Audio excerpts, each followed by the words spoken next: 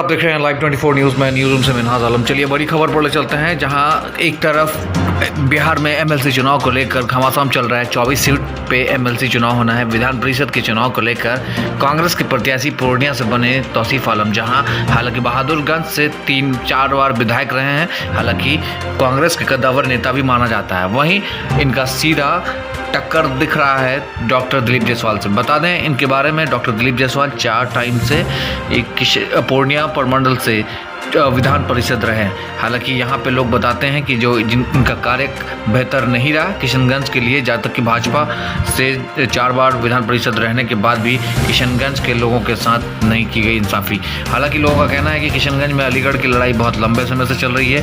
भाजपा के एमएलसी रहने के बाद भी इस मांग को लेकर डॉक्टर दिलीप जायसवाल ने अब तक नहीं की लोगों से बात, और ना ही यहाँ की विधि व्यवस्थाओं पर काम कर रही है। दिलीप जायसवाल पर लोगों ने उम्मीद लगाया था। अब लोगों का कहना है कि इस बार चुनाव में मन बदल सकता है और लोग बेहतर अलीगढ़ पर जो काम करेंगे उनके साथ खड़े हो सकते हैं।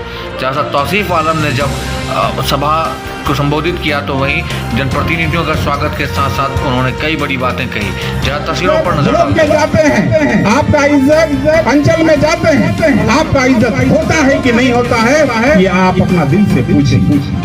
आपको पता नहीं है पंचायती एक्ट में कोई भी जनप्रतिनिधि अगर वो चाहे वो ब्लॉक में चले जाए, अंचल में चले जाए, थाना में चले जाए, उसको कुर्सी देना होगा और उसको खड़ा होकर के उसको बैठाना होगा।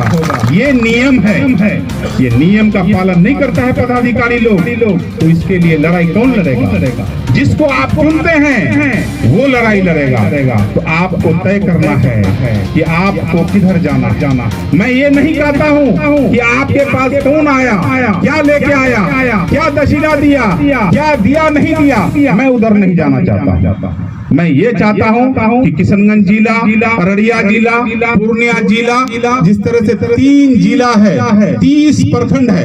आपका जिला में 7 प्रखंड है, अररिया जिला में 9 प्रखंड है, पूर्णिया जिला में 14 प्रखंड है। मेरे पास टाइम नहीं है जो मैं आपसे बात कर सकूं, मैं आपसे रूबरू हो सकूं, क्योंकि हमको अचानक कैंडिडेट बना करके आपके सामने में खड़ा कर दिया है। अब आपको कैंडिडेट बनना होगा, खास करके बहादुरगंज वाले को, किस बहादुरगंज विधानसभा में जितने लोग हैं, किशनगंज वाले को कैंडिडेट बनना पड़ेगा, तभी ये लड़ाई जीता जा सकता है। नहीं तो ये लड़ाई मुमकिन नहीं है। बहुत बड़ी लड़ाई है, क्योंकि आप जानते हैं कि आप सिर्फ वोटर हैं, वोटर्स नहीं हैं। आप अगर एक वार्ड सदस्य बने हैं तो 300 से लेके 500 आदमी का आप प्रतिनिधि करते हैं। आपको समझना हो, आप सम्मानित हैं, आप समझदार हैं। आपको मुझे समझाने की जरूरत नहीं है। आपको समझाना हमारा बेवकूफी होगा, क्योंकि अगर आप समझदार नहीं होते तो आपको वार्ड सदस्य नहीं बनाता। आप अगर समझदार नहीं होते तो आपको मुखिया नहीं बनाता। आप अगर समझदार नहीं होते तो आपको समिति नहीं बनाता। आप अगर समझदार नहीं होते तो आपको जिला परिषद नहीं बनाता। आपको समझदारी नहीं होता तो आपको एमएलए एमपी नहीं बनाता। इसमें एमएलए एमपी का उतना ही वोट का कीमत है जितना एक वार्ड सदस्य का कीमत। इसलिए एक वोट का आप अहमियत समझिए कि सांसद जी का भी वोट का कीमत उतना ही है जितना एक वार्ड सदस्य का कीमत। आपको आपका वजन का पता नहीं है। आपका वजन का यही पता लगता है कि एक वोट का मालिक सांसद भी है, एक वोट का मालिक आप भी हैं। आप कितने शक्तिशाली हैं। मैं कहना चाहता हूँ कि आपका लड़ाई ब्लॉक में कौन लड़ेगा, आपका लड़ाई अंचल में कौन लड़ेगा, आपका लड़ाई थाना में कौन लड़ेगा। मैं तो दावे के साथ कहता हूँ कि मैं 4 टर्म का जो नुमाइंदा किया, मैं अपने जनप्रतिनिधि के साथ जनता। तौसीफ आलम ने साथ साथ ये भी कहा कि यहाँ जनप्रतिनिधियों का सम्मान प्रशासन नहीं कर रही है, तो ऐसे प्रशासन पर नकेल कसने की ज़रूरत है। वहीं उन्होंने और भी कई बातें कही। जिस तरह से किशनगंज एमएलसी सीट को लेकर घमासान चल रहा है, तो यहाँ अलीगढ़ का भी मुद्दा बेहद खास दिख रहा है। अलीगढ़ की लड़ाई बहुत ही खास हो चुका है। अब देखना यह है कि जनता द्वारा क्या फैसला ली जाएगी। हालांकि ये चुनाव जनता की नहीं है, यहाँ मुखिया एवं जनप्रतिनिधि वार्ड सदस्य लोग वोट करेंगे। अब देखना यह है कि क्या किशनगंज का भविष्य तय कौन करता है और किसके लिए किशनगंज का भविष्य में बेहतर हो सकता है। किशनगंज एएमयू का लड़ाई काफ़ी लंबे समय से चल रहा है। ऐसे में अब लोग ये भी उम्मीद लगाए रहे हैं कि आने वाले समय में यहाँ से बेहतर कार्य होना चाहिए। ऐसे में लड़ाई लंबी है। अब देखना ये होगा कि क्या कुछ मिल पा रही है किशनगंज वासियों को। अगली खबर की ओर बढ़ते हैं पंजाब से, जहां मोहन सिंह भागवत ने शहीद भगत सिंह के धरती पर शपथ ली। मोहन भागवत जो आम आदमी पार्टी से इस बार पंजाब से सीएम पद के लिए चुनाव लड़े थे और इस बार बड़ी जीत हुई है। 92 सीट पर आम आदमी पार्टी ने काबिज की और मोहन भागवत को बनाया गया चीफ मिनिस्टर। बड़ा ही दिलचस्प की बात है कि अब देखना ये कि आम आदमी पार्टी के जितने सारे दावे हैं वो कितना तक सत्य और सही तौर पर कार्य हो पाता है धरातल पर, देखना बड़ा ही खास होगा। ऐसे में विधि व्यवस्थाओं को लेकर आम आदमी पार्टी दिल्ली में जिस तरह से 200 यूनिट बिजली फ्री दे रही है, पानी फ्री, क्या ये पंजाब में पूरी तरीके से बेहतर हो सकता है? तस्वीरें बड़ी है पंजाब में, लगातार पंजाब की जनताओं ने जो भरोसा दिखाया है आम आदमी पार्टी पर, क्या ये बेहतर देखने को मिल सकता है? लाइव 24 न्यूज़ से पंजाब संवाददाता अखिलेश की रिपोर्ट। खबर यूपी से, भाजपा वापस सत्ता में आ गई है। हालांकि वापस आते ही बिल्डोजर वाली बाबा सरकार की अब एक बड़ी विधायक का सबसे बड़ा धमकी सामने आया है, जहां एक आला अधिकारी को धमकी दी गई है मुस्लिम होटलों को खाली कराने को लेकर। बड़ी तस्वीरें सामने के अंदर बताइए। कार्रवाई क्या, जब सामान्य इंस्पेक्शन करने के लिए जा रहा था मैं, तब तक उनके प्रतिनिधि का फोन आया, ललित शर्मा जी का। उन्होंने कहा कि विधायक जी बात करेंगे।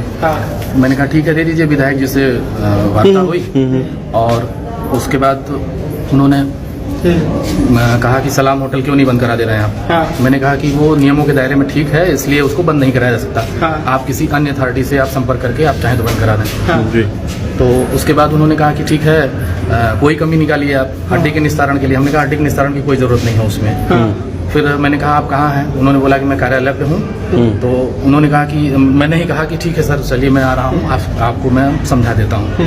मैं गया कार्यालय पे, उन्होंने अपने ऑफिस में बुलाया, सबको हटा दिया। हटाने के बाद जब मैं बैठ गया कुर्सी पे, तो मैंने कहा सर ये नियम है सर, ये मैं अपने एक्ट में जो है कहे कि और दुकानें क्यों चल रही हैं, क्यों लाइसेंस जारी हो रहे हैं। मैंने कहा प्रिपेयर्ड फूड का लाइसेंस सर जारी होगा, मेरे पोर्टल पे आएगा तो मैं उसको रोक नहीं पाऊंगा क्योंकि उसने फीस दिया है और जारी होगा।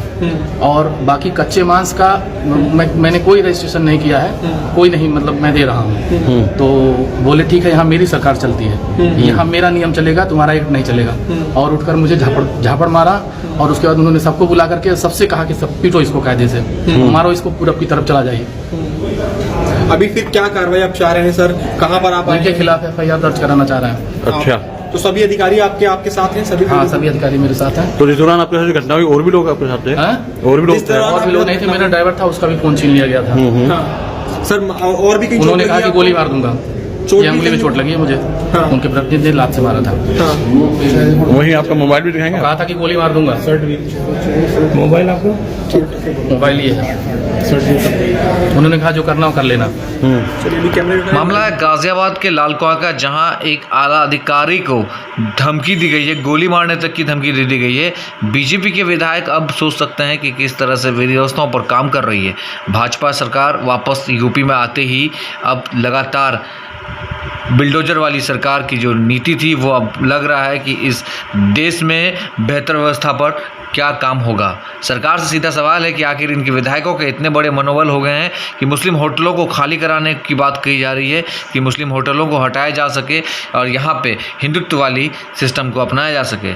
क्या है इस देश को अखंडता को तोड़ने में ये भाजपा सरकार के जो विधायकों का ये कारनामे सामने आई है? अब देखना यह है कि क्या मुरादाबाद की पुलिस, यूपी पुलिस की कितनी बड़ी कड़ी स्टैंड होंगी और क्या इनके इस विधायक के खिलाफ कार्रवाई होती है। बड़ा ही दिलचस्प होगा। यूपी से बड़ी खबर बिहार के किशनगंज के बहादुरगंज प्रखंड अंतर्गत महसबतना पंचायत से, जहां वार्ड सचिव का चुनाव को लेकर बड़ी तस्वीरें सामने आई है। बिहार में बताया जा रहा है कि वार्ड सचिव के संग नया बनाने को लेकर नीतीश कुमार की जो बैठक हुई थी, अब नए सचिवों की विस्तार से बहाली की जा रही है। कहीं चुनाव कराया जा रहा है तो कहीं पैसे के बल पर। बड़ी तस्वीरें हैं महसबतना पंचायत से, जहाँ वार्ड सचिव का चुनाव करवाया और सचिव बता दें आपको कि सचिव चुनाव को लेकर के कहीं ऐसे मामले विरोध का सामना करना पड़ता है। तो बिहार के किशनगंज में ऐसी कई तस्वीरें हैं जहां सचिव को लेकर ग्रामीणों में आक्रोश दिखा कि ग्रामीणों का कहना है चुनाव कराकर तब बहाली की जाए। कुछ जगह ऐसे हैं कि वार्ड सदस्य अपने मनमानी ढंग से बहाली कर रहे हैं। बड़ी तस्वीरें हैं किशनगंज से।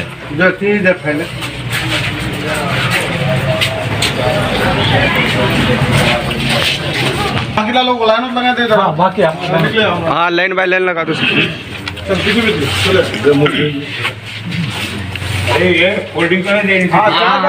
पहले मोड़ मारिएगा तब ना फोल्डिंग होगा। फोल्ड करे दे।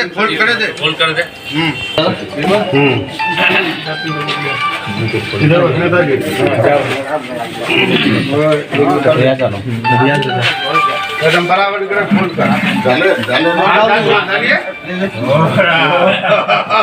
पूरा भूले जाओ कंप्यूटर वाला समझो। एक काम कर कुर्सी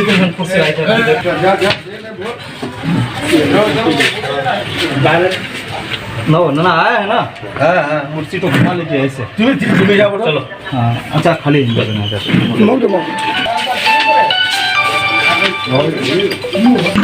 तुमरा एक बगल चलो सर। एक बगल खाली कर दो। एक बगल चलो सर। बोट सुन बा ऐसा बोट द बैलेट जाने दे। नीतीश कुमार के रवैये से आखिर छात्र परेशान, आखिर व्यवस्था पर कैसे काम करवाया जा रहा है। सीधा सवाल नीतीश कुमार पर है कि अब बिहार में विधि व्यवस्था बदल रही है। ऐसे में जो सचिव पिछली बार बहाली की गई थी उनको निकाल दिया गया। अब नए सचिव का चुनाव नहीं, पैसे केवल पर प्रशासन कर रही है बहाली। बड़ी खबर है हिजाब को लेकर, जहां हिजाब को लेकर एक बड़ी तस्वीरें सामने आई है। इलाहाबाद हाईकोर्ट ने सीधा सवाल खड़ा किया है कि आखिर चुनाव के दरमियान में ऐसे मामले क्यों आते हैं। जब हिजाब पर बात आई तो उन्होंने कहा कि नहीं, हिजाब पहनकर छात्राएं बच्चियां जो है महिलाएं वो हिजाब पहनकर एग्ज़ाम परीक्षा या कॉलेज जा सकते हैं। यह बड़ी बात है कि इलाहाबाद हाईकोर्ट ने ये बात कही है कि हिजाब पर जो है कोई पाबंदी नहीं रहेगा, हिजाब पहनकर जा सकते हैं। मुस्लिम महिलाओं के लिए कोई ऐसा व्यवस्था नहीं है। हिजाब पर सबसे बड़ी बात है कि हाल इलाहाबाद हाईकोर्ट ने ये अपना जजमेंट दे चुके। खबर है किशनगंज के कोचादामन से, जहां तृणमूल कांग्रेस के नेता बबलू बास्की ने नीतीश कुमार पर साधा निशाना। बता दें आपको, नीतीश कुमार पर साधा निशाना इसलिए कि विधानसभा के स्पीकर के साथ जिस तरह से बदतमीजी की गई है, माननीय मुख्यमंत्री जी जिस तरह से खाड़ी खोटी सुनाया गया। हालांकि बिहार में कानून व्यवस्था चरमरा गई है, तो वहीं नीतीश कुमार पर साधा निशाना। बबलू बास्की ने कहा कि नीतीश कुमार भले ही दिखाने वाले दांत कुछ और हैं, हाथी के दांत कुछ और हैं, इनका सच सामने क्या है जरा सुनिए। मीडिया के द्वारा जो बिहार विधानसभा में विशेष सत्र के दरमियान जो हंगामा हुआ, जहां तक की बात है कि विधानसभा के स्पीकर विजय सिंह को पटांग सा कहा गया, माननीय मुख्यमंत्री जी कह रहे हैं कि चुप रहिए, फटकार लगाया। आप इस चीज़ से क्या समझ रहे हैं और क्या लग रहा है? देखिए, सबसे पहले तो आपको और आपके दर्शकों को दिल से बहुत बहुत धन्यवाद देते हैं।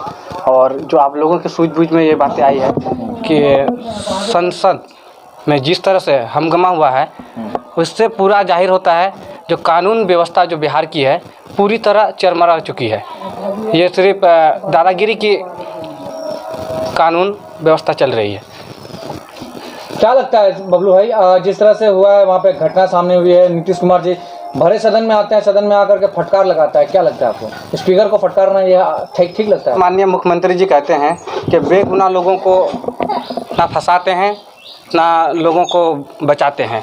आप देख लीजिए, बिहार में शराबबंदी कानून को लेकर के जिस तरह से लोगों को बेगुनाह लोगों को जेल में डाला गया है, जेल में फंसाया गया है, आप देख सकते हैं। इस किशनगंज कोचाधामन पुलिस के विरुद्ध में हमने आवेदन भी दी थी कि वो लोग छापामारी के नाम पर जाते हैं, लाखों रुपया लूट के ले जाते हैं। क्या यही एक कानून व्यवस्था है? क्या यही एक सरकार की जो शराबबंदी कानून, क्या यही है? बिहार में मतलब नीतीश कुमार का शराबबंदी फेल कानून व्यवस्था अब आपको भी लग रहा है कि चरमरा गई है? पूरी तरह चरमरा गई है। आप देखिए, बिहार में शराब कहाँ नहीं मिल रहा है, हर जगह मिल रहा है, लेकिन सबसे ज़्यादा दलित आदिवासी लोगों के ऊपर अत्याचार हो रहा है। उन लोगों के अन्याय और अत्याचार हो रहा है और वही लोगों को जेल में डाला जा रहा है। और एक तरफ कह रहे हैं मुख्यमंत्री जी जो कि ना निर्दोष लोगों को फंसाते हैं ना हम बचाते हैं। तो आप देख सकते हैं किस तरह से ये बयान चल रहा है और किस तरह से ये बयान दे रहे हैं।